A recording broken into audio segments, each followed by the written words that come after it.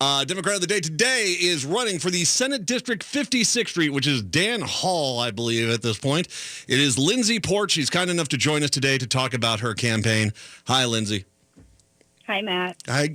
Glad to have you here. I remember for everyone out there, Lindsey ran in 2016 against Rod Peterson, who the House seat there, who Roz is no longer there. You have set your sights here on the Senate seat. I want to, without getting, I'll let you talk about how much history you want to bring up here, but I'm glad you are running for an office again because I was inspired by you. I think you are a wonderful candidate. St. Paul needs voices like you. So I'm extremely happy you're running again. But I want to talk a little bit about your personal choice and how you came up with the idea to say, you know what, I'm running for Senate. Thanks, Matt. I appreciate that. It was a process. In 2017, I spoke out against sexual harassment at the Capitol, and it was a big story at the time and became kind of a part of that nationwide Me Too moment. I think what I learned from that process is we need more voices like that at the Capitol. We need people who are willing to question the people in power, who are willing to stand up for what's right, regardless of whether or not it's convenient for us as candidates or electeds. And so that ended up playing a big part in why I'm running, and particularly why I'm running against Dan Hall. Talk about your evolution, your education as a candidate. What do you feel is different about yourself as you're running for office this time around? Yeah. After I ran in 2016, I started a nonprofit that focuses on training and educating community members around candidates. So often we see, candidates and like a few staffers who jump from one race to another and are kind of always on the inside, being the folks who are running these campaigns, and then who are the folks who have relationships with our elected officials. And that circle is very small. So we started Blueprint campaigns with the goal of increasing that infrastructure in communities so that it's community members who are pushing and guiding and engaging their candidates and then their elected officials. So I think, in that process, I've really learned a lot about the best ways to have a community-led campaign that really is about the needs and desires of the folks in the community, and is already, during that campaign, building that relationship to make sure that candidates, once they get elected, are accountable to their community.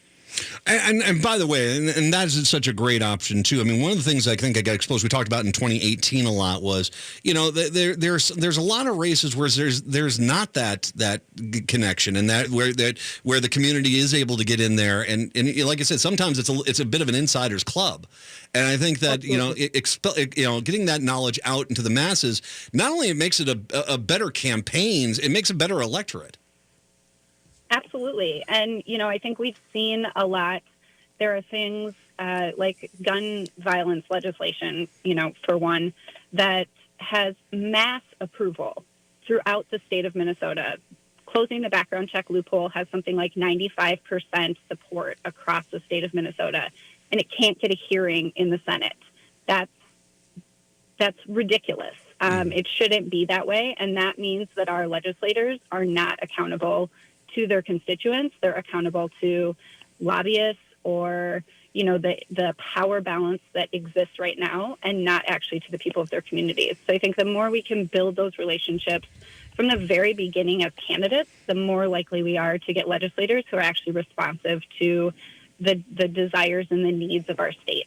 And I'm glad you brought this up, because I think when we have to look at flipping the Senate for the DFL this year, 56 is a prime seat that we can flip. The reason why is I think you saw it play out with the Emergency Insulin Act. There were Republicans who wanted to vote for it. It would have passed if the leadership of the Republican Party would have allowed what is pretty much a 50-50 toss-up in the Senate. The Republicans, who have a minor seat advantage, they basically in unison shut that whole thing down because they try to use everything politically to advance their own personal agenda. And that is when we can't get base legislation, whether it's gun reform or health care or emergency insulin, we can't get these basic things passed. That's a failure. And it's not a failure of the system as a whole. It's a failure of the individual political party that's holding the entire system hostage. That's exactly right. You know, we have in 2021, so right after this 2020 election, a huge redistricting happens in our state. And so all of the lines get redrawn. And this is really the chance that we have to be in control of that process and make sure that it is a fair process so that our electorate, our voters are picking their legislators, not the other way around. And I think if we don't take that super seriously, there is, you know, a chance that it won't be drawn fairly, that we won't have that sort of codified into our law in the way it could be, and we could run into a situation again where we're looking at gerrymandered districts, and that is why our state doesn't have a responsive Senate at this point. They don't have to be. By the way, I should mention Democrat of the Day is Lindsey Port. LindseyPortMN.com, correct? LindseyPortMN.com?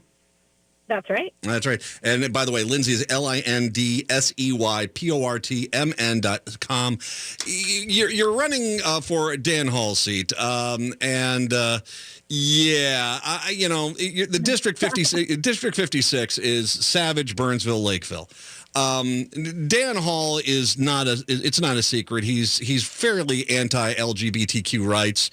He's had a history of being against LGBTQ rights, which I don't think is in any way reflective of Minnesota Senate District 56. This is one of those seats. I imagine right now they're trying to hide Dan Hall's record on this because they need to desperately hold that seat to maintain the Senate majority. But the reality is his homophobic stances in the past don't reflect the district, correct? Yeah, absolutely. I mean, I met Senator Hall for the first time in 2012 when I was a volunteer just from my district who was volunteering on the marriage equality campaign to vote no to keep that amendment off our Constitution. And, you know, Dan was very clear that he was not going to be supportive of any legislation that would have allowed for same-sex marriage. And our district voted to, strike that amendment. They voted because they believe that everyone has a right to marry the person they love. And that was just sort of the tip of the iceberg for Senator Hall. He has, since celebrated the blocking of the conversion therapy ban. He went to a straight pride event after that bill failed to get a hearing to pass the Senate. He's been outspoken on this issue, and it's not where our community's at. It's very, very anti where our community actually sits, and he's outspoken about it. You talked about them trying to hide his record. His record is right there for everyone to see. He's been very anti-LGBTQ. He has blocked gun reform. He's even tabled bills that would help our district, like the bill to redo our Burnsville Center, which would bring massive tax income into our community. And he sits on the local government. He's the chair of the local government committee, and he tabled that bill. So he's not in touch with the community. He's not, keeping the constituents in conversation with him. He's very much there for his own policy agenda. And you see, and there you go. And you just pointed out, I mean, you have the ability to put the center down there that's going to help the old community. He basically, he kiboshes it himself. I'm tired of Republicans where the only spending they want to do is road improvements around the country club.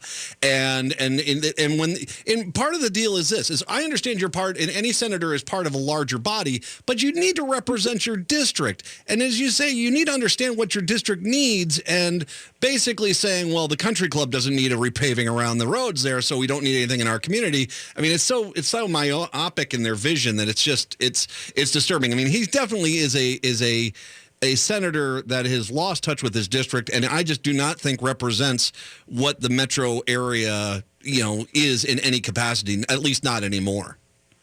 Absolutely. Our district has changed a lot in the 10 years he's been in office, and he has not changed with it. And it's time for new leadership. Is there any other issues if you get to St. Paul here that you want to make sure you champion for your district? I think education is on the minds of all communities right now. We need to look at the way we're funding schools. Right now, the level of funding that comes from property taxes is too high. It's hurting our communities. It's making it difficult to address income inequality and opportunity gaps that we need to address as a state.